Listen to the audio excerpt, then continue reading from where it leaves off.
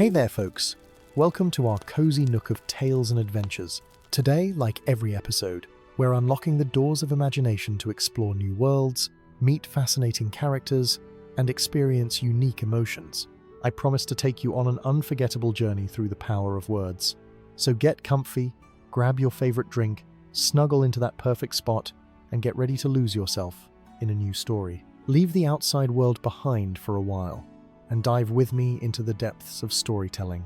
If you enjoy our content and want to support the channel, consider hitting the subscribe button and giving the video a thumbs up.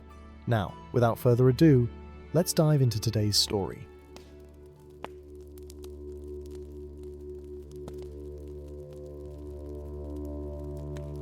Our first tale tonight takes us back to the early days of the Shire, long before Bilbo Baggins ever heard the name Gandalf, to a time when hobbits were still learning the shape and nature of the land they had claimed as their own. It is a story about something that every hobbit holds dear, above almost all else, their gardens. And it speaks to the deep connection between the halfling folk and the living earth that sustains them. In those ancient days, in the village of Longbottom in the South Farthing, there lived a hobbit named Rowan Leafwhisper. Now, Rowan was not wealthy by any measure, nor was he particularly clever with words or numbers. He could not recite the genealogies of the great hobbit families as some could, tracing lines back through dozens of generations without missing a single second cousin twice removed. He had never travelled farther than Michel Delving, and the thought of venturing beyond the borders of the Shire filled him with a profound unease that settled in his stomach like unrisen bread dough. But Rowan Leafwhisper possessed a gift that was worth more than all the gold in the Matham house at Michel Delving, worth more than the finest pipeweed or the oldest bottles of old Wynyards. Rowan could make anything grow.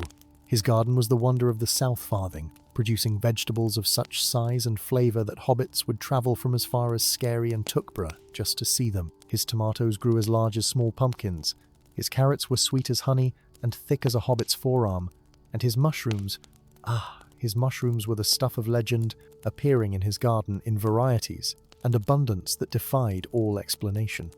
The secret, Rowan would tell anyone who asked, and many did, was in listening. He would kneel in his garden every morning just as the sun painted the eastern sky in shades of pink and gold, placing his weathered hands upon the dark soil, and he would listen. Not with his ears, mind you, but with something deeper, something that lived in the very centre of his being. He listened to the language of root and stem, the whispered conversations between earthworm and seed, the ancient songs that the soil itself sang to those with patience enough to hear them. His neighbours thought him a bit peculiar, as hobbits are wont to think of anyone who behaves differently from the accepted norm. They would shake their heads and mutter about Rowan spending too much time alone in his garden, talking to his plants as if they were people. But they could not argue with results, and when Rowan brought his vegetables to market day in Longbottom, they sold before any others, fetching prices that made the other farmers scratch their heads in wonder and no small amount of envy. Now, it happened one year that spring came late to the Shire.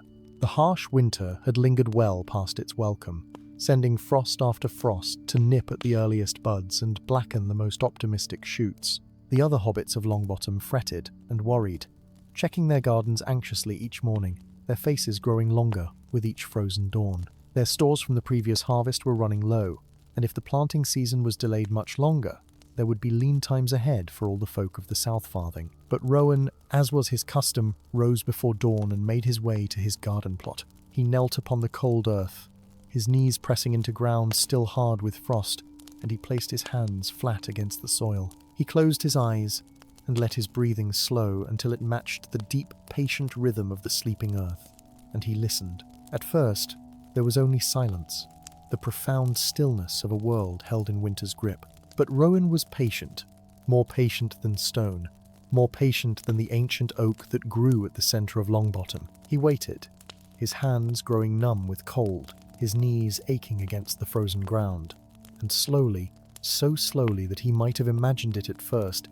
he began to hear a sound. It was not a sound that ears could catch, but rather a trembling in the earth itself, a vibration that spoke of life waiting just beneath the surface. The soil was not dead, not sleeping, but rather holding its breath, waiting for something, waiting for permission, waiting for the right word to be spoken, the right song to be sung. Rowan opened his eyes and looked up at the grey sky overhead, where clouds hung heavy and sullen, pregnant with yet more cold rain or perhaps even snow. He thought of his neighbours, of the worried faces and empty larders, of the children who had been eating thin porridge for breakfast when they should have been enjoying fresh eggs and thick bacon and fried mushrooms. He thought of old Daisy Burrows, who was too proud to admit she was hungry but had grown thin and frail over the long winter.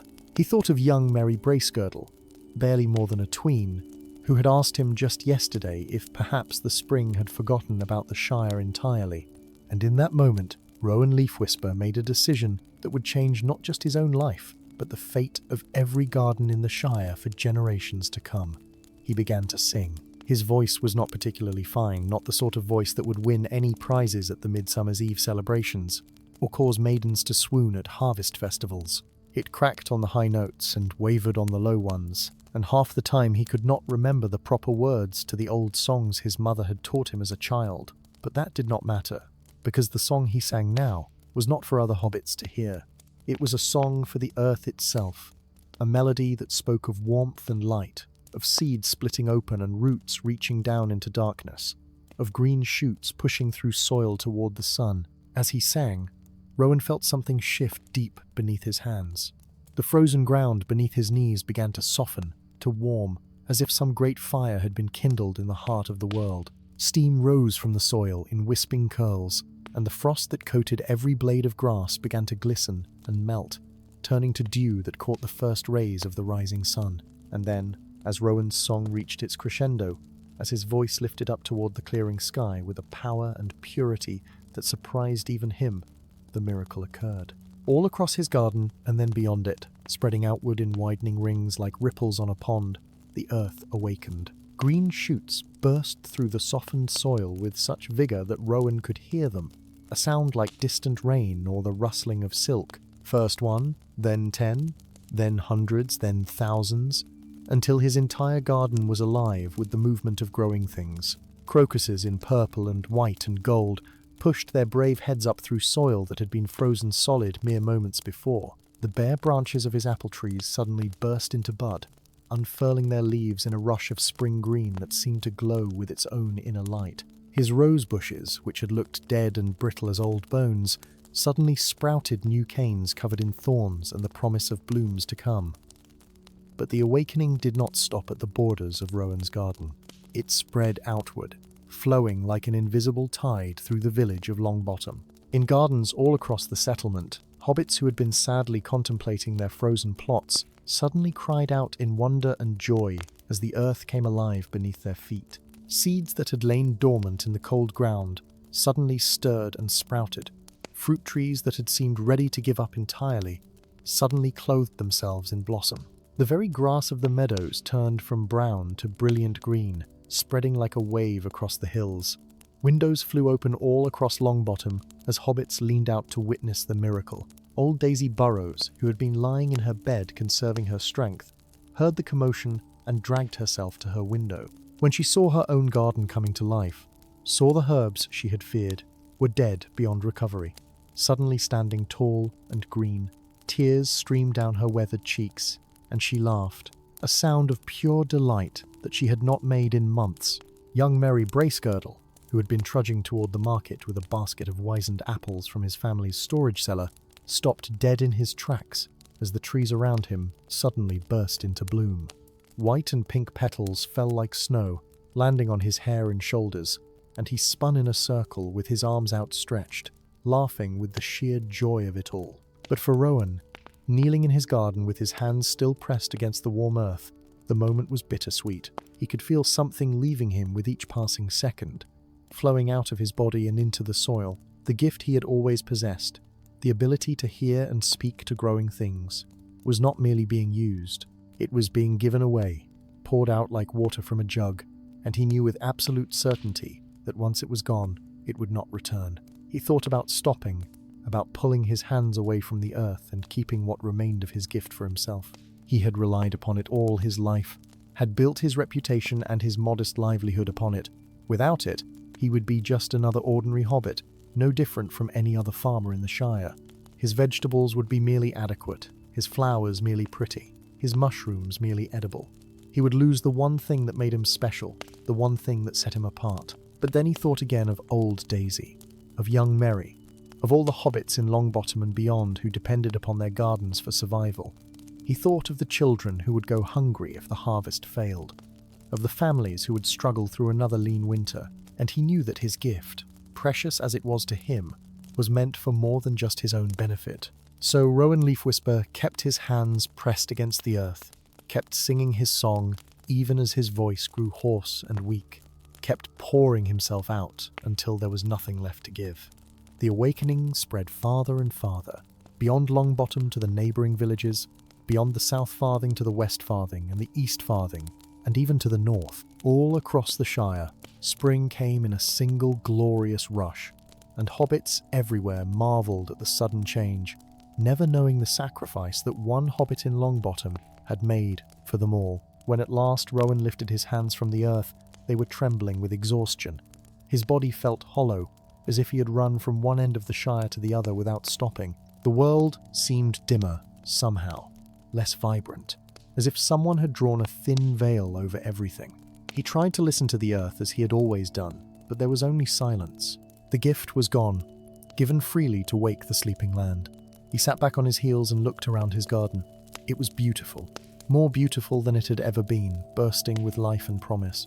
But for the first time in his life, it felt distant to him, separate. He could see the plants growing, could observe their health and vigor, but he could no longer hear their voices, could no longer sense their needs before they showed any outward sign of distress. It was, Rowan thought, rather like losing a sense, as if he had been able to see in colours that others could not perceive, and now those colours had faded to the same ordinary hues that everyone else saw. The world was not less real, but it was less rich, less full, less alive. His neighbours came to find him not long after, their faces glowing with excitement and gratitude. They had witnessed the miracle, had seen the wave of awakening spread from his garden outward, and they knew that somehow Rowan had been at the centre of it. They praised him and thanked him, promised him the best of their harvests, offered to help him with any task he might need. Old Daisy brought him a meat pie still warm from her oven, tears of gratitude shining in her eyes. Young Merry presented him with a carefully carved wooden box to hold his pipe and tobacco, a gift made by the boy's own hands. Rowan accepted their thanks with quiet grace, never mentioning what the miracle had cost him. What would be the point? The deed was done, the gift was spent, and the Shire was saved from a hungry spring and a lean summer. That was enough.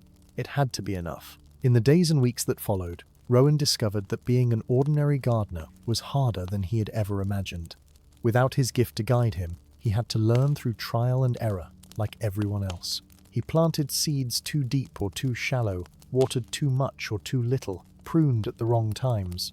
His garden, while still respectable, was no longer the wonder of the South Farthing. His vegetables were the same size as everyone else's. His flowers bloomed no more brilliantly than those of his neighbours. Some of the hobbits whispered that perhaps Rowan had used up all his skill in that one great act of magic, that he had burned too brightly and now had nothing left. Others suggested that the gift had never been real to begin with, that it had all been luck and favourable weather, and now his luck had simply run out. A few of the more unkind souls even suggested that Rowan had been playing tricks all along, making his vegetables look larger than they were through clever arrangement and favourable lighting. Rowan heard the whispers and felt the weight of them, but he did not respond.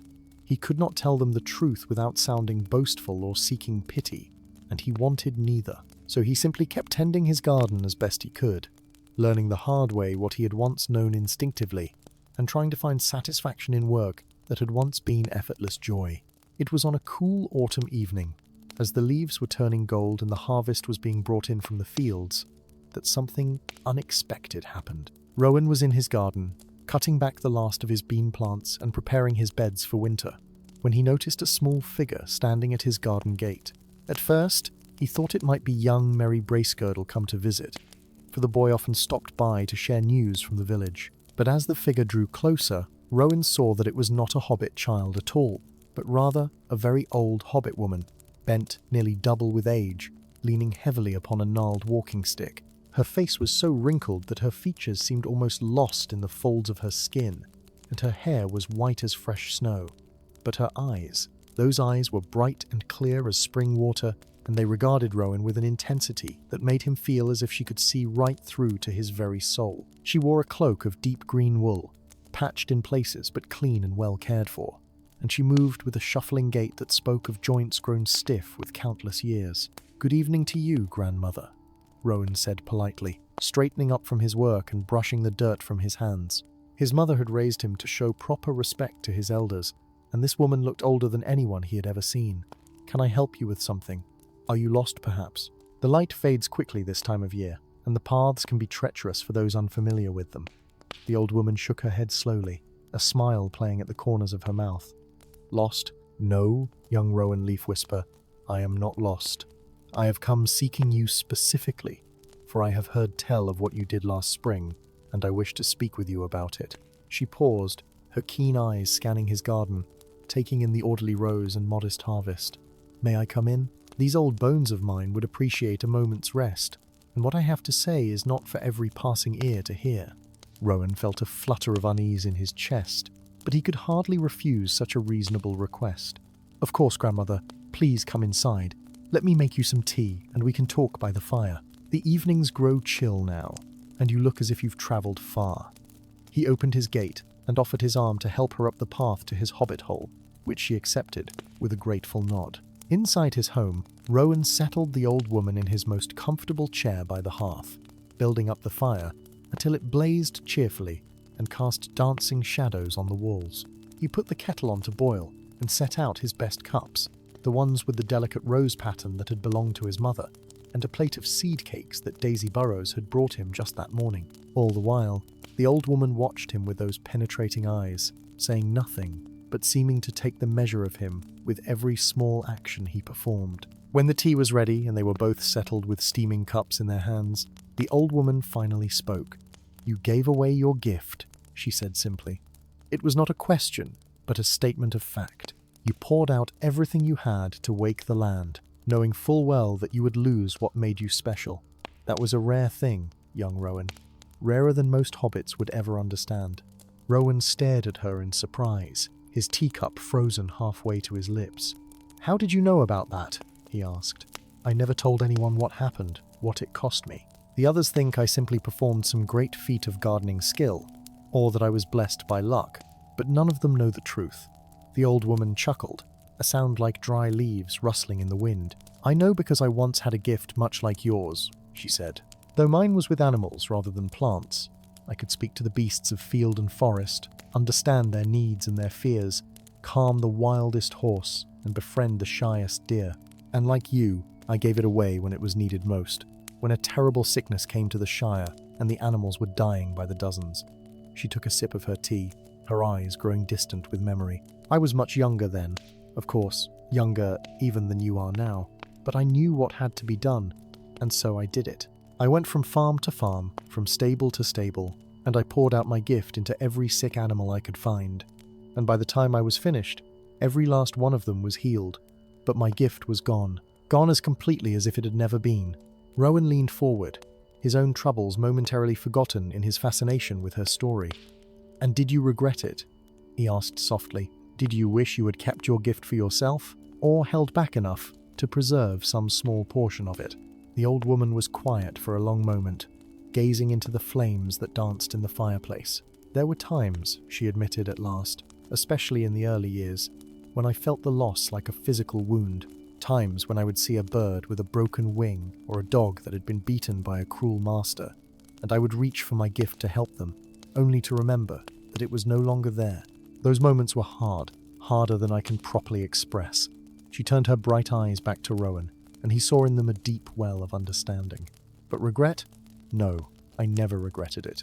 Because every time I saw the foals that had been saved from the sickness, now grown into strong horses pulling ploughs and carrying their riders with joy, every time I saw the farm dogs that had been at death's door, now old and grey but still wagging their tails at their master's return, I knew that what I had done was right. The gift was never truly mine to keep, you see. It was given to me, so that I might give it away when the time came." Rowan felt something loosen in his chest, a knot of grief and loss that he had been carrying since that spring morning. He had not realized how much he needed to hear these words, to know that someone else understood what he had experienced. "So it gets easier then?" he asked hopefully. The feeling of being ordinary, of being just like everyone else. The old woman smiled, and this time the expression reached her eyes, filling them with warmth. Oh, my dear boy, you will never be ordinary, gift or no gift. You gave everything you had to save your neighbors from hunger and hardship. That kind of selflessness, that kind of love, is its own kind of magic, and it is a magic that can never be taken from you, because it lives not in your hands or in your ability to speak to growing things, but in your heart. She set down her teacup and reached out to pat his hand with her gnarled fingers. Besides, she added, with a mischievous twinkle in her eye, I have learned over my many years that gifts have a way of returning in unexpected forms. You may never again have the ability you once possessed, but other gifts will come to you, gifts that you do not yet know you need. The world is generous to those who are generous with what they have been given. They talked long into the night, the old woman and Rowan, sharing stories of their lives and their losses, their joys and their sorrows. She told him of the decades she had spent learning to live without her gift, of the new skills she had developed, and the different ways she had found to serve her community. She spoke of the children she had helped raise, though she had none of her own, and the gardens she had tended, though she had no special gift for making things grow. She described a life that was full and rich and meaningful, despite the absence of the one thing that had once defined her. And as Rowan listened, he began to see his own future not as a diminishment, but as a transformation. Perhaps he would never again grow vegetables that astounded his neighbors, never again produce mushrooms of legendary size and flavor. But there were other ways to serve, other gifts to offer. He could teach young hobbits the basics of gardening, passing on the knowledge he had accumulated. He could help elderly hobbits who struggled to maintain their plots, lending his strong back and willing hands. He could share his harvest with those who had none, not because his vegetables were special, but simply because it was the right thing to do. When at last the old woman rose to leave, thanking him for his hospitality and his company, Rowan walked her to the gate under a sky brilliant with stars. As she turned to go, she paused and looked back at him one last time. Remember this, Rowan Leafwhisper, she said softly, her voice carrying clearly in the still night air. A gift given freely is never truly lost. It transforms, it changes, it becomes something new, but it never disappears. What you gave to the earth that spring morning did not simply vanish. It lives on in every plant that grows in the Shire, in every garden that flourishes, in every harvest that feeds a hungry family. Your gift is now part of the land itself, and through the land, part of every hobbit who calls the Shire home. With those words, she turned and walked away into the darkness, moving with a steadiness that seemed impossible for one so aged. Rowan watched until she disappeared into the shadows between the trees, and he could not help but wonder if she had been real at all, or if perhaps she had been something else entirely. A spirit of the land, perhaps, or a dream given form, come to offer him the comfort he so desperately needed. But when he returned to his sitting room, he found her teacup still sitting on the table, a few drops of tea remaining in the bottom, and he knew she had been real as the earth beneath his feet, as real as the stars overhead, as real as the seeds that waited in the ground for spring. That night, Rowan slept more peacefully than he had in months, and when he woke the next morning, he found that something had shifted within him. The grief was still there. The sense of loss had not magically disappeared, but it no longer felt like a wound that would never heal. Instead, it felt like a scar, a mark of something significant that had happened, something that had changed him but had not destroyed him. He went about his morning tasks with a lighter heart, preparing his garden for the coming winter. As he worked, he noticed things he had not paid attention to before. The way the morning light slanted through the bare branches of his apple trees, casting intricate shadows on the ground. The cheerful chirping of the robins who had not yet flown south, busily searching for the last insects of the season. The rich, earthy smell of the soil as he turned it over, preparing it for its winter rest. These were simple pleasures, the kind that any hobbit might enjoy, but Rowan found himself appreciating them in a way he never had before. When he possessed his gift, he had been so focused on communicating with the plants, on understanding their needs and responding to them, that he had sometimes forgotten to simply enjoy the beauty of his garden. Now, without that constant conversation in his mind, he was free to experience his garden in a different way, to see it not as a collection of individual plants, each with their own voice, but as a unified whole, a living tapestry of color and texture and life. As the weeks passed and winter settled over the Shire, bringing with it short days and long nights, frost on the windows and snow on the ground, Rowan found himself reaching out to his community in new ways. He began visiting old Daisy Burrows regularly, helping her with tasks that had become difficult for her aging body. He chopped wood for her fire, carried heavy buckets of water from the well, and sat with her in the evenings, listening to her stories of the old days when the Shire was young and wild. Daisy, for her part, seemed to sense that Rowan needed these visits as much as she did. She never asked him directly about what had happened in the spring, never pressed him to explain how he had worked such a miracle. Instead, she simply accepted his help with grace and gratitude, and repaid him with the wisdom of her many years, teaching him the old songs and stories that her own grandmother had taught her. It was from Daisy that Rowan learned the tale of Yavanna, the Vala, who gave life to all growing things, who sang the world's gardens into being, and blessed those who tended the earth with reverence and love. The story spoke of how every gardener, in their own small way, participated in Yavanna's great work of nurturing and cultivation, how every seed planted was an act of faith and hope, and how every harvest gathered was a blessing to be shared. Young Merry Bracegirdle also became a regular visitor to Rowan's hobbit hole. The boy, now approaching his tweens, had developed a keen interest in gardening, and begged Rowan to teach him everything he knew. Rowan was hesitant at first, remembering how effortlessly knowledge had once come to him, worrying that he no longer had anything valuable to teach. But Merry was persistent, and eventually Rowan agreed. To his surprise, Rowan discovered that he was a natural teacher. Without his gift to rely upon, he had to explain things clearly and simply, had to break down complex concepts into steps that a young hobbit could understand. He taught Merry how to read the sky for signs of coming weather, how to judge the quality of soil by its color and texture, how to know when seeds should be planted and when they should be left to wait. He passed on the practical knowledge he had accumulated over years of observation, the kind of wisdom that came not from magic, but from patience and attention. Merry soaked up every lesson like a sponge, his bright eyes shining with interest as Rowan demonstrated the proper way to prune a fruit tree, or explained why some plants grew better in shade while others needed full sun. The boy asked endless questions, and Rowan found himself thinking deeply about things he had once simply known through his gift, having to articulate the reasoning behind practices that had once been purely instinctive. One cold winter afternoon, a snow fell softly outside, and they sat by the fire reviewing the plans for Merry's spring garden. The boy asked a question that took Rowan by surprise. "Master Rowan," he said, his young face serious and thoughtful, "why do you suppose some hobbits have a gift for growing things while others struggle, even when they follow all the same rules and do all the same work?" Rowan considered the question carefully, poking at the fire with an iron rod and watching the sparks fly up the chimney. "I used to think," he said slowly, "that it was all about having a special connection to the plants, about being able to hear what they needed and respond to it. And perhaps that is part of it, for some folk. But now I think there is something more, something that anyone can develop if they are willing." He turned to look at Merry, seeing the genuine curiosity in the young hobbit's face. "I think the real secret to making things grow," he continued, "is not magic or special gifts, but rather a combination of knowledge, patience, and love. Knowledge tells you what to do, when to plant, and when to harvest, which plants need more water and which need less. Patience allows you to wait for the right moment, to trust in the process even when you cannot yet see the results. And love, well, love is what makes you care enough to keep trying even when things go wrong, to learn from your mistakes and do better next time." Merry nodded slowly, absorbing this wisdom.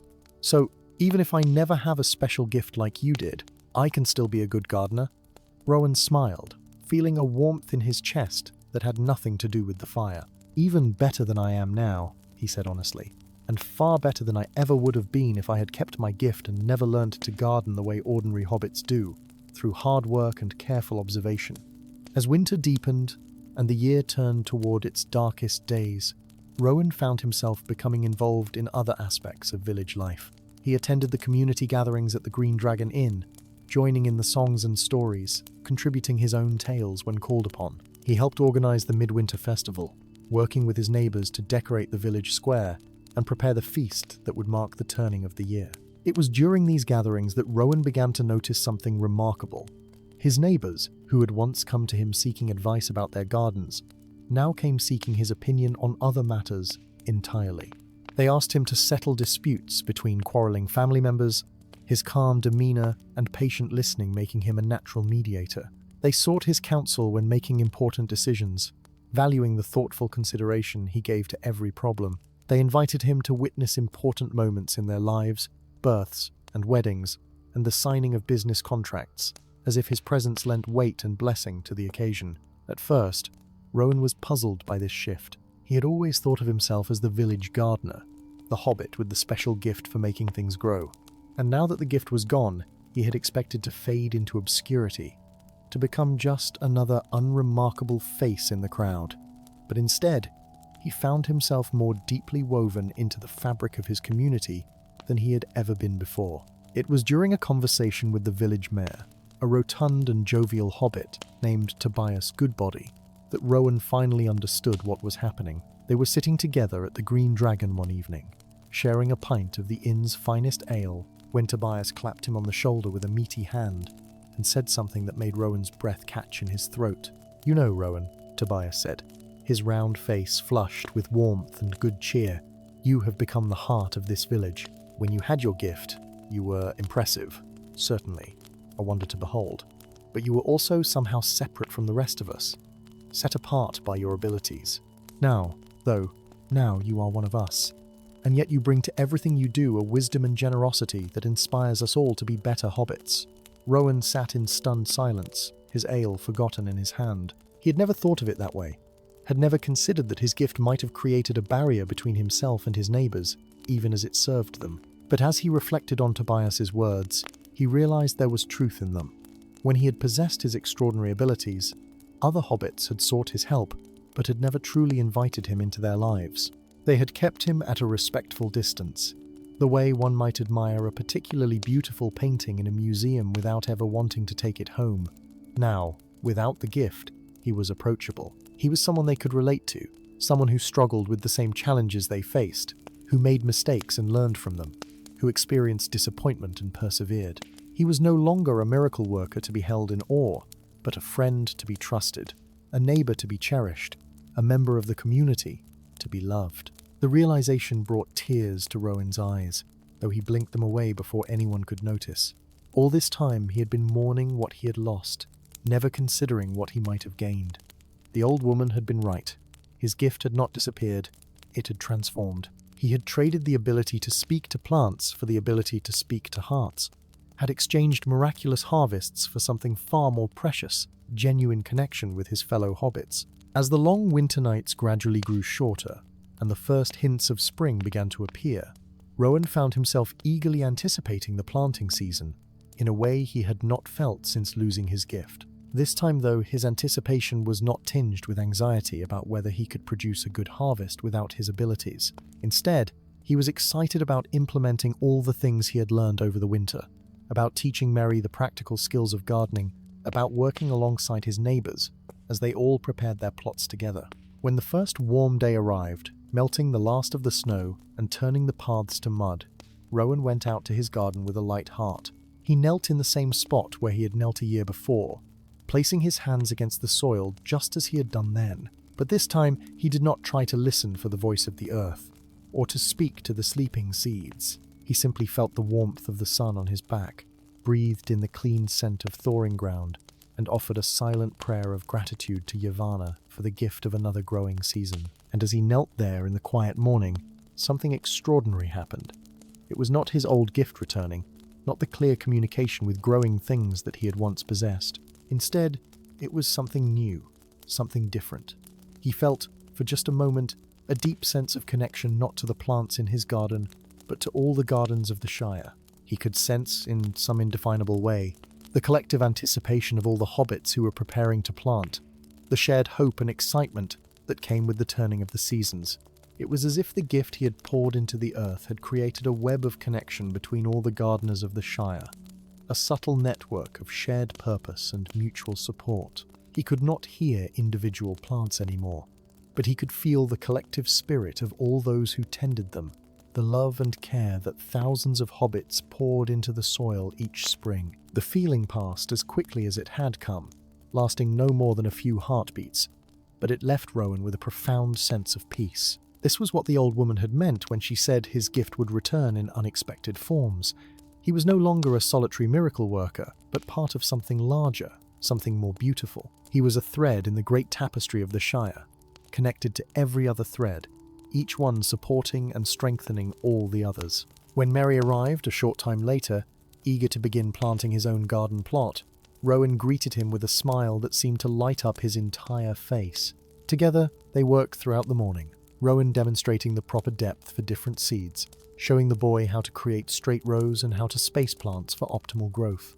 Other neighbours stopped by as well, drawn by the pleasant sight of the old teacher and his young student working together, and soon a small group had gathered, all of them working on their various plots, sharing tools and advice and laughter.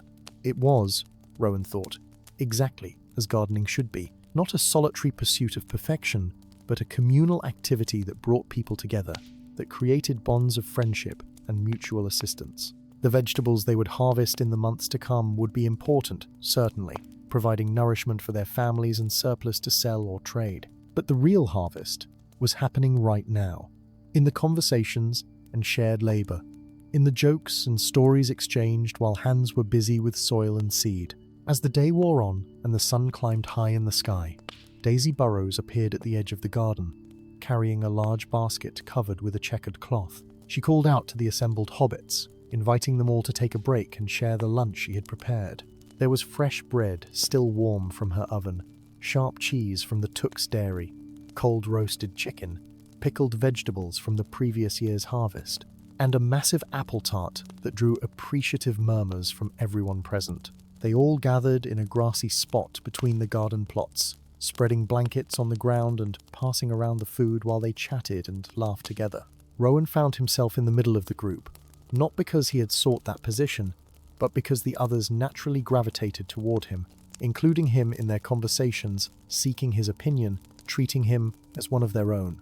And as he sat there, surrounded by friends and neighbours, sharing a simple meal on a beautiful spring day, Rowan understood fully for the first time what true wealth really meant. It was not about having a gift that set you apart from others, not about producing harvests that amazed and astounded. True wealth was this: being part of a community that cared for one another, having work that mattered and friends who valued you, experiencing the simple joys that came from living in harmony with the land and the seasons.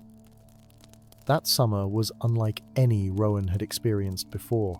His garden grew well enough, producing a respectable harvest of vegetables and herbs, though nothing that would make the other hobbits gasp in wonder. But what he discovered was that he took more pleasure in helping others with their gardens than he did in tending his own. He spent his days moving from plot to plot, offering advice here, lending a hand there, celebrating successes and troubleshooting problems. When old Farmer Brownlock's tomato plants began to wilt and yellow, Rowan spent an entire afternoon examining the soil, checking for pests, and finally determining that the plants simply needed better drainage. He helped the farmer dig channels to redirect excess water, and within a week, the plants had recovered and were thriving. The gratitude in Brownlock's eyes was worth more to Rowan than all the perfect tomatoes he had ever grown. When young Lily Bracegirdle, Merry's sister, grew discouraged because her flower garden was not blooming as abundantly as she had hoped, Rowan spent an evening with her, explaining that some flowers needed time to establish their roots before they could produce spectacular blooms. He helped her understand that what looked like failure this year was actually the foundation for success in years to come. The hope that returned to her face was a greater reward than any prize ribbon at a harvest festival. It was during this summer that a travelling merchant came through Longbottom, a dwarf by the name of Nori Oakenshield, who had been trading in the Shire for many years. Nori had a keen eye for quality goods, and an even keener eye for interesting stories, and he had heard whispers of the miraculous spring awakening that had occurred the previous year. Over drinks at the Green Dragon one evening, he sought out Rowan and asked him directly about what had happened. Rowan, who had kept the details of his sacrifice private for so long, found himself wanting to tell the truth to this stranger. Perhaps it was the dwarf's honest, weathered face, or the genuine curiosity in his eyes, or simply the fact that Nori was an outsider who would carry the story beyond the borders of the Shire, where it might do some good. Whatever the reason, Rowan told him everything. The gift he had possessed, the late spring and the threat of famine, the song he had sung and the price he had paid. Nori listened without interruption, his dark eyes growing wider with each detail. When Rowan finished, the dwarf sat in silence for a long moment, stroking his braided beard thoughtfully. "That," he said at last, "is a tale worthy of being carved in stone and remembered for all ages. You gave up what made you special so that others might simply survive. That is the mark of a true hero, Master Leafwhisper, though I suspect you do not think of yourself in such terms." Rowan shook his head, uncomfortable with the word hero. "I only did what needed to be done, what anyone would have done in my place. The gift was not truly mine to keep. It was given to me so that I might use it, and when the time came, I used it." The dwarf smiled, a knowing expression on his weathered face. "That, my friend, is exactly what a hero would say. The truly great never recognize their own greatness. They simply see what needs to be done and do it, without thought of cost or reward." He raised his mug in a toast. To Rowan Leafwhisper, who gave everything and gained more than he knows. After Nori departed, continuing his trading route through the Shire, Rowan noticed that the other hobbits in the inn were looking at him differently. The story had spread, as stories always do in close-knit communities, and now everyone knew the truth of what he had sacrificed. He had expected this knowledge to change how they treated him, perhaps to create that distance he had felt when he possessed his gift, setting him apart once again. But instead, the revelation seemed to draw his neighbors even closer. They understood now why he no longer produced miraculous harvests, and they loved him all the more for it. Young hobbits who had never shown much interest in gardening before began seeking him out, wanting to learn from the hobbit who had loved the earth enough to give everything for it. Older hobbits who had gardened all their lives began sharing their own knowledge with him, creating an exchange of wisdom that enriched everyone involved. It was Tobias Goodbody, the mayor, who first proposed the idea that would change Longbottom forever. He came to Rowan's hobbit hole one evening in late summer, just as the sun was setting and painting the western sky in shades of orange and pink. He carried with him a large scroll of paper and an expression of barely contained excitement. "Rowan, my friend," Tobias said, settling his considerable bulk into a chair by the unlit hearth. "I have been thinking about something, and I wanted to discuss it with you before bringing it before the village council. We have all benefited so much from your teaching this year, from the way you have helped us improve our gardens and our understanding of the land, and it occurred to me that your knowledge should not be limited to just our village." He unrolled the scroll, revealing a detailed map of the South Farthing, with various villages marked in careful script. "What if," he continued, his eyes bright with enthusiasm, "we were to establish a kind of travelling school? You could visit different villages throughout the Farthing, spending a week or two in each place, teaching the hobbits there what you have taught us. We could arrange for your lodging and meals, and the villages could contribute what they could afford toward your expenses. You would become a teacher for the entire South Farthing, spreading the knowledge and wisdom you have gained." Rowan sat back, overwhelmed by the magnitude of the proposal. To travel throughout the South Farthing, to teach in villages he had never visited, to meet hobbits he had never known. It was both terrifying and exhilarating. He thought of his comfortable hobbit hole, his familiar garden, the routines and rhythms he had established. Could he really leave all that behind, even temporarily? But then he thought of all the young hobbits like Merry who were hungry for knowledge, all the old hobbits like Daisy, who had wisdom to share but no one to share it with, all the communities that might benefit from better understanding of how to work with the land, rather than simply working it. And he realized that this was yet another transformation of his gift, another way that what he had given away was being returned to him in unexpected form.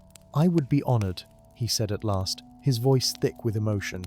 "If you truly think I have something worth teaching, then I will gladly share it with whoever wishes to learn." The travelling school, as it came to be known, began in early autumn after the main harvest had been brought in. Rowan packed a small bag with essentials, said farewell to his neighbours who promised to look after his hobbit hole in his absence, and set off on foot toward the first village on his circuit, a small settlement called Budgeford that lay half a day's walk to the south.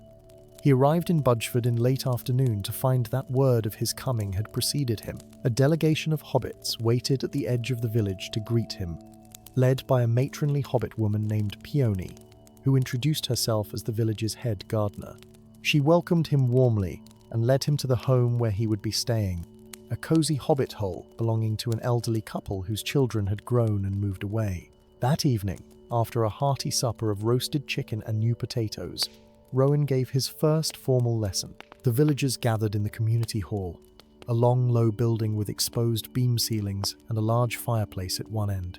There were perhaps 50 hobbits present, ranging from young children barely old enough to hold a spade to elderly gardeners who had been working the soil for more than a century. Rowan stood before them, his heart pounding with nervousness, and suddenly wondered what he could possibly teach these people who had been gardening successfully long before he was born. But then he remembered the words of the old woman who had visited him, remembered that his gift had never been about making him superior to others, but about connecting him to something larger than himself. He began simply, telling them the story of his own journey, of how he had possessed a gift and lost it, and of what he had learned in the process.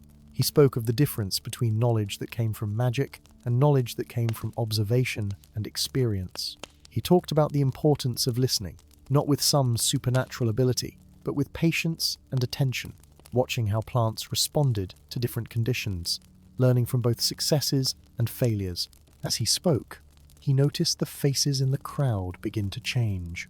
The skepticism in some eyes softened to interest, the boredom in others transformed into engagement. When he invited questions, hands shot up all over the room, and for the next 2 hours he found himself answering inquiries about everything from soil composition to pest management, from companion planting to seed saving.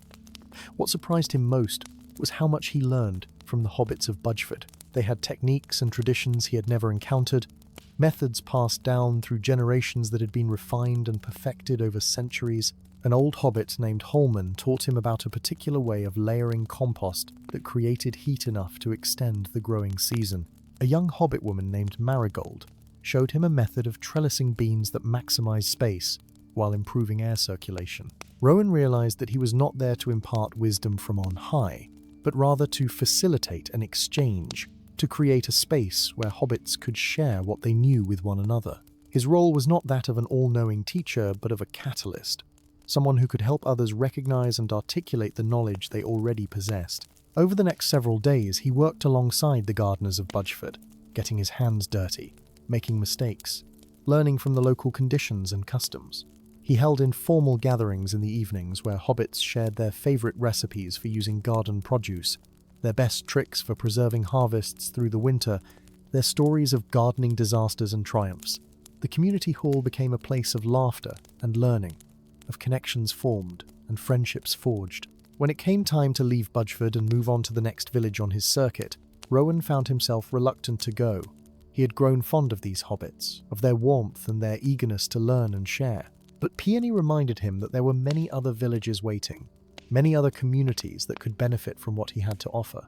As he walked the road toward his next destination, a village called Longbottom that lay nestled in a valley near a meandering stream, Rowan reflected on how much his life had changed in the space of less than 2 years. He had gone from being a solitary gardener with an extraordinary gift to being a teacher and facilitator, someone whose value lay not in what he could do, but in how he could help others discover what they could do. Longbottom proved to be quite different from Budgeford. The soil there was heavier and more clay-like, the climate slightly cooler and wetter. The challenges the gardeners faced were different, and therefore the solutions they had developed were different as well. Rowan spent his time there learning about drainage systems and raised beds, about which crops thrived in heavy soil and which struggled. In each village he visited over the following months, Rowan discovered unique approaches to gardening shaped by local conditions and traditions. In Rushok, a village on the banks of the water, hobbits had developed ingenious irrigation systems using water wheels and channels. In Scary, where the soil was thin and rocky, gardeners had perfected the art of container gardening and had created elaborate systems of terraces carved into the hillsides. In No Bottle, famous for its orchards, he learned techniques for grafting and pruning fruit trees that went back generations. But more than the practical knowledge, what Rowan valued most was the connections he formed. In every village, he met hobbits who reminded him of why he loved the Shire and its people. There was old Rufus in Rushock, who had been gardening for 90 years and still approached each spring with the enthusiasm of a young hobbit planting his first seeds. There was little Poppy in Scary, who at 8 years old could identify 50 different varieties of herbs by sight and smell. There was Daisy's cousin Primrose in No Bottle, who made a cider so delicious that Rowan bought 6 bottles to bring back to Longbottom. Winter eventually forced Rowan to return home, as travel became difficult, and most hobbits were content to remain snug in their holes by warm fires. He arrived back in Longbottom just as the first real snow of the season began to fall, his pack full of seeds and cuttings that had been gifted to him by the gardeners he had visited, his head full of new knowledge, and his heart full of gratitude. His neighbours welcomed him back with a celebration at the Green Dragon, where he regaled them with stories of his travels and the hobbits he had met. Young Merry, who had faithfully tended Rowan's garden in his absence, presented him with a detailed journal in which he had recorded every significant event, every change in the weather, every visitor who had stopped by. The care and attention evident in the journal's pages brought tears to Rowan's eyes. That winter, as snow blanketed the Shire and life slowed to the peaceful rhythm of the cold months, Rowan began working on a project that had been forming in his mind during his travels. He started writing down everything he had learned, both from his years of possessing his gift and from his travels as a teacher. But he did not write it as a simple instruction manual or a list of gardening tips. Instead, he wrote it as a collection of stories, each one illustrating a particular principle or technique through the experiences of real hobbits in real gardens. He wrote about old Holman's compost layering method, but framed it within the story of how Holman had developed it over decades of experimentation, of the failures and adjustments that had led to success. He wrote about the irrigation systems of Rushock, but included the history of how they had been developed in response to a terrible drought 2 generations past. He wrote about the terraced gardens of Scary, but wove in the tale of how the community had come together to build them, how neighbours had helped neighbours transform barren hillsides into productive land. Each story had a lesson embedded within it, but the lessons were about more than just gardening. They were about patience and perseverance, about learning from failure, about the importance of community and cooperation, about respecting the land and working with nature rather than against it. They were about the very things that made Hobbit culture what it was, simple perhaps, but rich with wisdom accumulated over countless generations. Daisy Burrows, who came to visit him regularly that winter, would sit by his fire and listen as he read his stories aloud, offering suggestions and corrections, adding details from her own vast experience. Sometimes Merry would join them, his young face rapt with attention as he absorbed every word. Other neighbours dropped by as well, contributing their own stories and experiences to the growing collection. As the manuscript grew, Rowan began to see it not just as a gardening guide, but as something more significant. It was a testament to the Shire itself, to the hobbits who called it home, to their connection with the land and with one another. It was a record of practical wisdom, certainly, but also of values and traditions that defined a way of life. When spring returned and the time came for Rowan to resume his travels, he left the manuscript in Daisy's care, trusting her to continue collecting stories and adding to it. He set out on his circuit with renewed purpose, visiting new villages as well as returning to those he had visited the previous year. In each place, he not only taught and learned, but also collected stories, interviewing old gardeners about their experiences, recording traditional techniques that might otherwise be lost as the older generation passed on. In the village of Tuckborough, seat of the Took family, he met a remarkable hobbit named Belladonna, Took, who had travelled more widely than any hobbit he had ever encountered. She had ventured as far as Bree and beyond, and had brought back with her seeds and cuttings from plants that did not naturally grow in the Shire.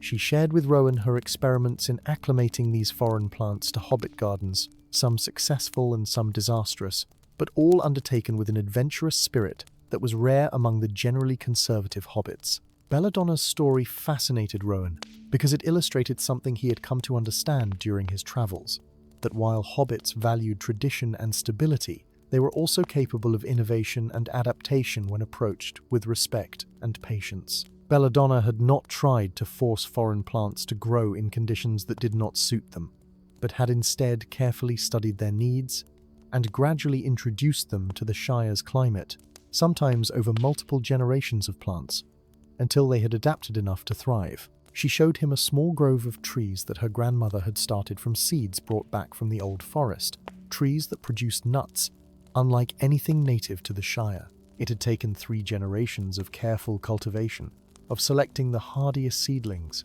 and protecting them through harsh winters.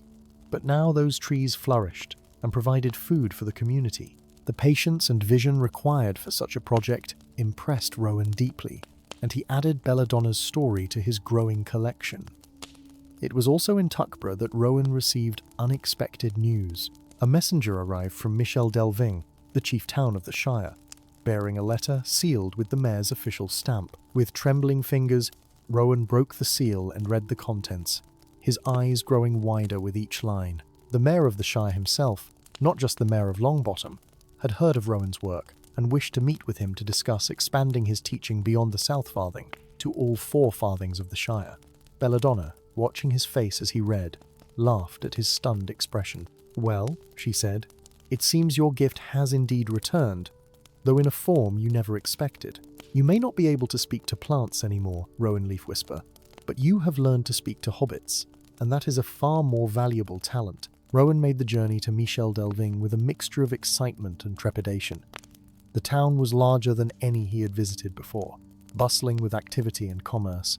The mayor's residence was an impressive hobbit hole, carved into a hillside overlooking the town, its round door painted a dignified blue, and its gardens immaculately maintained. The mayor, a distinguished hobbit named Forthwine who had held his position for 2 decades, welcomed Rowan warmly.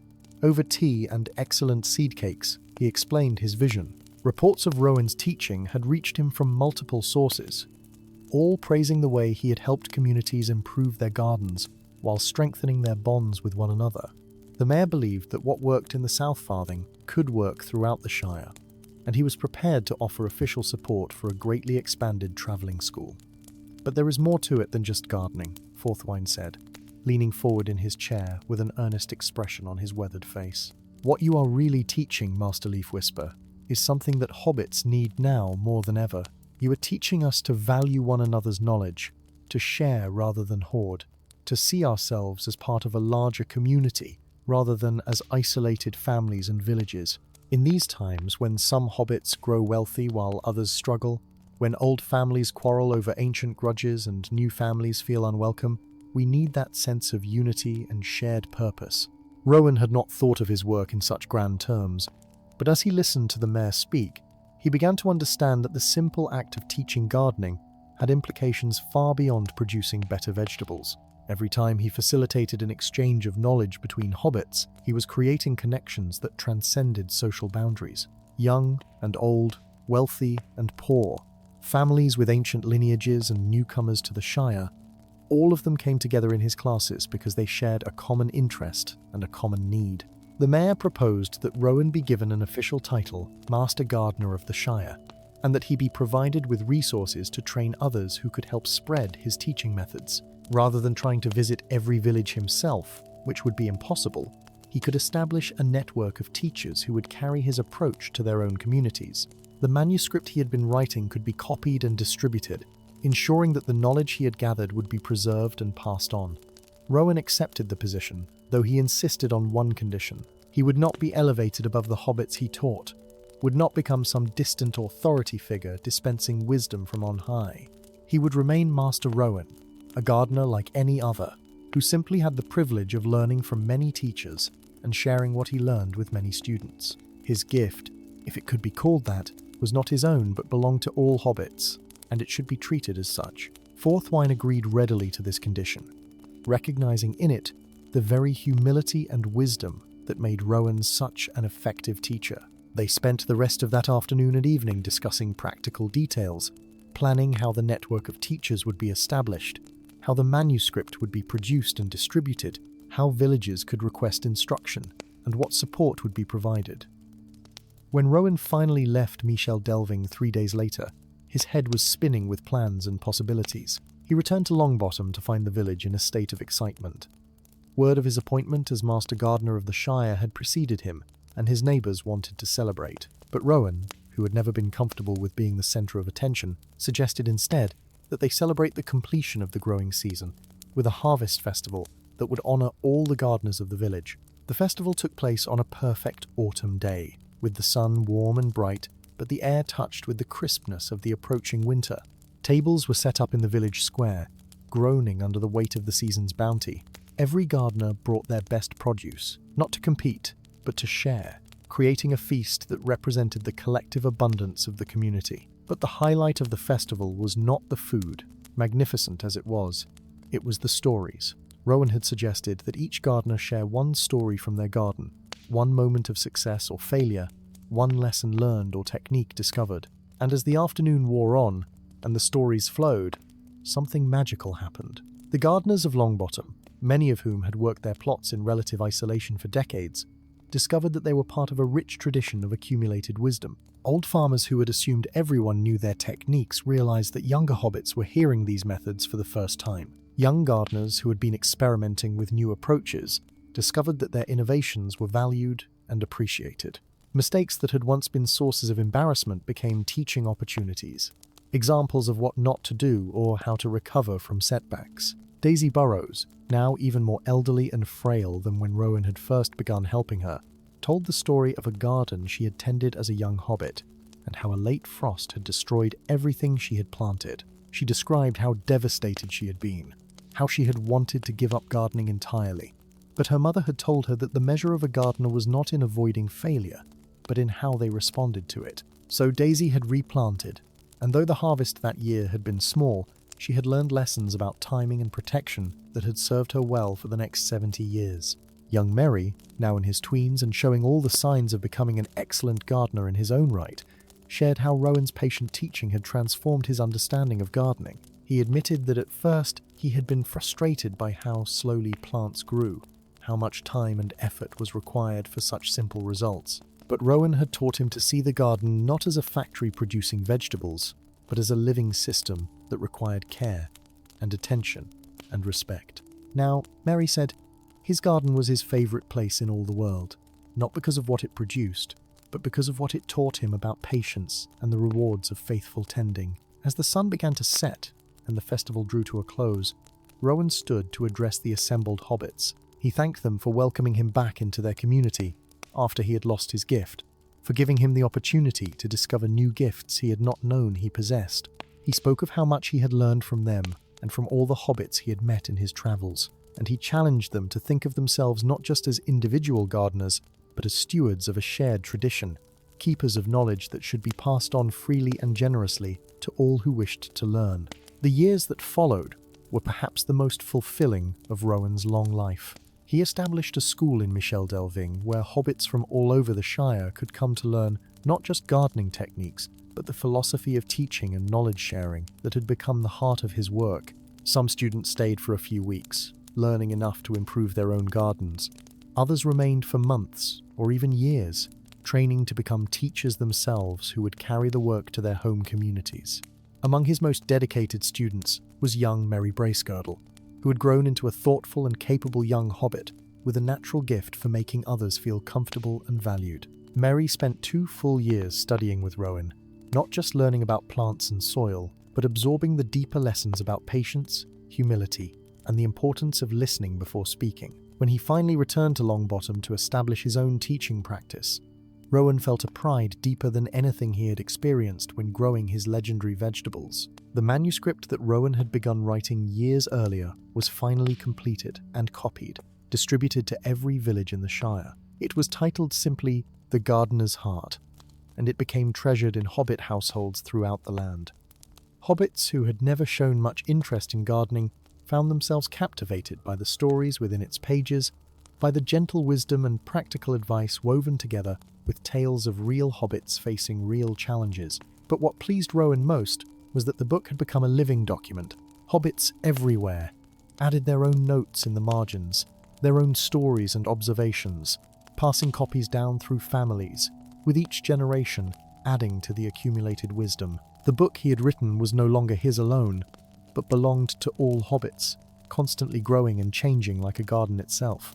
As Rowan entered his later years, his hair now completely silver, and his back acquiring the permanent stoop of a lifetime spent bending over garden beds, He began to spend less time traveling and more time at home in Longbottom. He had trained enough teachers that his constant presence was no longer necessary, and he found himself content to tend his own modest garden and welcome the steady stream of visitors who came seeking his counsel. It was during this peaceful twilight of his life that the old woman returned. Rowan did not see her approach, for his eyesight had grown dim with age, but he heard the familiar tap of a walking stick on the path and knew immediately who it was. He looked up from the carrots he was thinning to see her standing at his gate, looking not a day older than she had when he had seen her last, though many years had passed. She smiled at him, that same knowing smile he remembered so well. "May I come in, Rowan Leafwhisper?" she asked, though they both knew she did not need permission. "I have travelled far to see how the seed I planted has grown." Rowan laughed, recognizing the metaphor. He straightened up as best he could, brushing dirt from his hands, and welcomed her into his garden. They walked together through the rows of vegetables, modest but healthy, while Rowan pointed out various plants and shared their stories. "This potato was grown from a cutting brought from the North Farthing by one of my students," he explained. "And these beans are descended from seeds that Belladonna took, collected in her travels, now growing in gardens all across the Shire." The old woman nodded approvingly, but said nothing, simply listening as she had before. When they reached the bench beneath Rowan's apple tree, they sat together in comfortable silence, watching the sun paint the western sky in shades of gold and amber. Finally, she spoke. "You have done well, Rowan," she said softly. "Better than I could have hoped. The gift you gave away that spring morning has multiplied beyond measure. It lives now not in one hobbit, but in thousands. Every gardener in the Shire carries a piece of what you poured into the earth that day." Rowan shook his head gently. "It was never about me, grandmother. I was simply the vessel through which the gift flowed. What lives in the gardens of the Shire now is not my gift, but the collective wisdom of all hobbits who love the land and care for it faithfully." The old woman's eyes twinkled with amusement and something deeper, something that might have been pride. "That is precisely what makes you worthy of having received the gift in the first place. You understood, even when you did not fully realize it, that true power lies not in what we can do alone, but in what we can inspire others to do together." She reached out and patted his weathered hand with her own. "I came to tell you something, Rowan Leafwhisper. The gift you possessed in your youth, the ability to hear the voice of growing things, that gift has not disappeared. It has evolved, transformed into something greater. You can no longer hear the individual voice of a single plant, but you have gained something far more precious. You can hear the voice of the land itself, the collective song of all growing things, and through your teaching, you have helped others learn to hear it too." Rowan sat quietly, absorbing her words. He realized that she was right. In recent years, he had begun to sense something he could not quite put into words, a feeling of connection to all the gardens of the Shire, a subtle awareness of the health and vitality of the land as a whole. It was not the clear communication he had once possessed, but something broader, deeper, more fundamental. When he looked up to ask her more, to understand better what she meant, he found that she had vanished once again, disappeared as silently as morning mist. But this time, her absence did not trouble him. He understood now that she was not truly a person at all, but rather a manifestation of something larger, perhaps the spirit of the land itself, or the collective wisdom of all those who had ever tended the earth with love and care. That autumn, as the harvest was being gathered and the gardens prepared for winter sleep, Rowan made one final journey. He travelled to each of the villages he had visited over the years, not to teach this time, but simply to witness what had grown from the seeds he had planted. In every community, he found gardens flourishing and gardeners thriving. More importantly, he found hobbits working together, sharing knowledge freely, supporting one another in times of difficulty. In Budgeford, he attended a gathering where Peony, now elderly herself, was training a new generation of teachers using the methods Rowan had introduced. In Willowbottom, he saw gardens that had been expanded and improved through communal effort, with neighbours helping neighbours to build terraces and water systems. In Rushock and Scary and Nobottle and Tuckborough, he witnessed the fruits of his labours multiplied beyond anything he could have imagined. But it was in a small village he had never visited before, a place called Whitfurrows near the eastern border of the Shire, that he experienced his greatest satisfaction. He had stopped there on his way home, tired from his travels and seeking only a meal and a night's rest. The innkeeper, recognizing his name, insisted that he stay as an honored guest, and word spread quickly through the village that the master gardener had come. That evening, a young hobbit came to see him, a lass barely out of her tweens named Lily Goodchild. She was shy and nervous, twisting her hands together as she explained that she had recently discovered that she could hear plants speaking to her, could sense their needs before they showed outward signs of distress. She was frightened by this gift, confused by what it meant, and sought Rowan's guidance. Rowan listened carefully to her story, remembering his own youth when he had first discovered his gift and had no one to help him understand it. He spent the evening talking with Lily, explaining what the gift meant and how it could be used, but more importantly, teaching her what he had learned about the responsibility that came with such abilities. He told her his own story, holding nothing back, explaining both the wonder of the gift and the price he had paid to use it for the greater good. When you have a gift like this, he told her gently, it can be tempting to think of it as something that sets you apart, that makes you special or superior. But the truth is that any gift we receive is meant to be shared, to be used in service of others. Whether you keep this gift all your life or give it away as I did, what matters is that you use it with wisdom and compassion, always remembering that you are part of a larger community. Lily listened with wide eyes, absorbing every word. When he finished, she was quiet for a long moment before speaking. Master Rowan, she said softly, do you ever regret what you did? Do you wish you had kept your gift instead of giving it away? Rowan smiled, the question bringing back memories of that spring morning so many years ago, and all that had followed. No, he said with absolute certainty. I do not regret it. The gift I had was wonderful, but the life I have lived since giving it away has been richer than anything I could have imagined. I have friends throughout the Shire. I have had the privilege of teaching and learning from hundreds of hobbits, and I have seen knowledge and wisdom spread like ripples on a pond, touching lives I will never meet. That is a gift far greater than being able to hear plants speak. He leaned forward, looking intently at the young hobbit.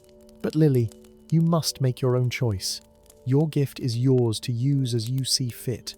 I only ask that you think carefully about what truly matters, not just for yourself, but for all those whose lives you might touch. When Rowan finally returned to Longbottom after his long journey, winter had arrived in full. Snow blanketed the Shire in white, and smoke rose from chimneys across the village. He made his way slowly up the path to his hobbit hole, noting with satisfaction that Merry and some of the other young hobbits had kept his walkway clear and had stocked his woodpile high enough to last through the cold months. Inside, his home was exactly as he had left it, but somehow it felt different. Not empty or cold, but rather full of invisible presence. The memories of all the conversations he had hosted here, all the lessons shared, all the friendships forged. He built up the fire, made himself a pot of tea, and settled into his favorite chair with a deep sense of contentment. That winter proved to be Rowan's last. As the snow fell softly outside and the days grew short and peaceful, he spent his time writing letters to his many students and friends, sharing final thoughts and encouragement. He completed a new section for the gardener's heart, a chapter about the gift he had encountered in young Lily and what it might mean for the future. He wrote about cycles and seasons, about how gifts appeared when they were needed and passed on when their purpose was fulfilled. Merry visited him almost daily, bringing food and company, sitting by the fire and listening to the old hobbit stories. Sometimes other neighbors would stop by, old friends like Daisy, who had to be helped through the snow by younger relatives, former students who had traveled from distant villages to see their teacher one last time. Rowan welcomed them all, sharing tea and wisdom, laughter, and memories. On a particularly cold night in deep winter, when the stars shone bright and clear in the frozen sky, Rowan sat by his fire and felt a deep peace settle over him. He thought about the gift he had been given so many years ago, about the spring morning when he had poured it all into the earth, about the life that had unfolded afterward. He thought about all the hobbits he had known, all the gardens he had tended, all the seeds he had helped plant, both literal and metaphorical. And as he sat there in the warm glow of the firelight, he felt that subtle connection to the land that had grown stronger in recent years. That sense of being part of something vast and beautiful and enduring. He could feel in some indefinable way all the gardens of the Shire sleeping beneath their blanket of snow, all the seeds waiting patiently for spring, all the hobbits dreaming in their warm holes of the growing season to come. He understood then, with a clarity that transcended words, that this was the true nature of his gift, not the ability to speak to individual plants, not even the skill to teach and inspire others, but the privilege of being woven into the great tapestry of life in the Shire, of being a thread that connected past to future, individual to community, earth to those who tended it. When spring came to the Shire that year, arriving gently and right on time with no late frosts or unseasonable cold, the hobbits of Longbottom found Rowan Leafwhisper in his chair by the cold hearth, a peaceful smile on his weathered face. He had passed quietly in the night, slipping away as gently as a gardener removes a spent bloom, making room for new growth. They buried him beneath the apple tree in his garden, the same tree where he had sat with the mysterious old woman so many years before. And though the hobbits mourned him deeply, they also celebrated his life with a gathering that brought together gardeners from all corners of the Shire. They shared stories and seeds, tears and laughter, remembering a humble hobbit who had given everything and gained more than he ever knew. In the years that followed, something remarkable began to happen in the spot where Rowan was laid to rest. Flowers appeared there that had never been seen in the Shire before, blooming in cycles that matched the seasons of his life. In spring came delicate white blossoms that smelled of hope and new beginnings. In summer grew vibrant flowers in every color imaginable, speaking of the fullness and richness of his teaching years. In autumn appeared golden blooms that glowed like wisdom in the slanting light. And even in winter, when all else slept, tiny green shoots pushed through the snow, suggesting that death was not an ending, but a transformation. Young Lily Goodchild, who had travelled from Whitfurrows to attend the memorial, stood before his grave with tears streaming down her cheeks. She had made her choice, she told the assembled hobbits. She would use her gift as Rowan had used his, not for personal gain or glory, but in service of the land and those who loved it. And true to her word, she became in time what Rowan had been, a teacher and a bridge, helping a new generation of hobbits understand the deep connection between themselves and the earth they tended. Merry Bracegirdle, now a respected teacher in his own right, took over the care of Rowan's hobbit hole and garden, maintaining them not as a museum to the past, but as a living tribute to his teacher's legacy. He continued to host gatherings there, welcoming students and visitors, ensuring that the spirit of generosity and sharing that Rowan had embodied lived on in practical daily action. The manuscript of The Gardener's Heart continued to grow, with new copies made and distributed, each one accumulating notes and stories from the hobbits who read it.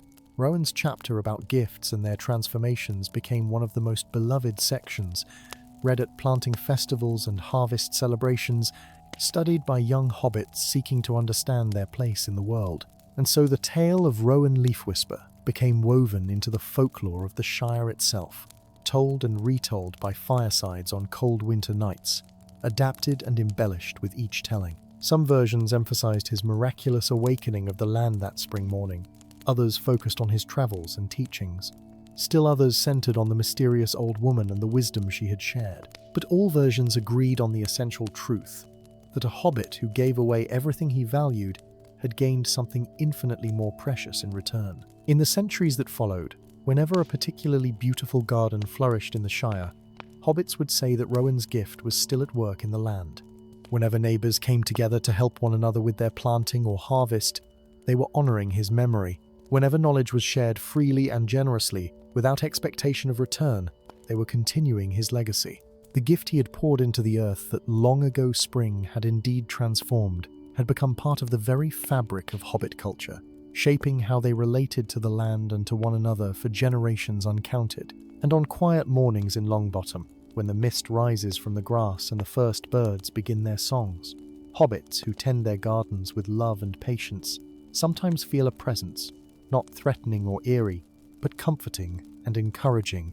It is as if Rowan Leafwhisper himself still walks among the growing things, no longer speaking with the voice of magic, but whispering through the wind in the leaves, the opening of buds, the turning of the seasons, reminding all who will listen that the greatest gifts are those we give away, and that in losing ourselves in service to others, we find something far more valuable than anything we might have kept for ourselves alone. And so ends the tale of Rowan Leafwhisper, the Hobbit who gave away his gift and discovered that some treasures multiply when shared, that some losses transform into gains beyond measure, and that the truest magic in all of Middle-earth is the magic of love freely given and community faithfully tended. May his story bring you peace as you drift towards sleep, and may you wake with the understanding that the smallest acts of generosity can ripple outward to touch lives you will never know, creating beauty that endures long after you have gone to your rest. Sleep well, dear friends, and dream of gardens.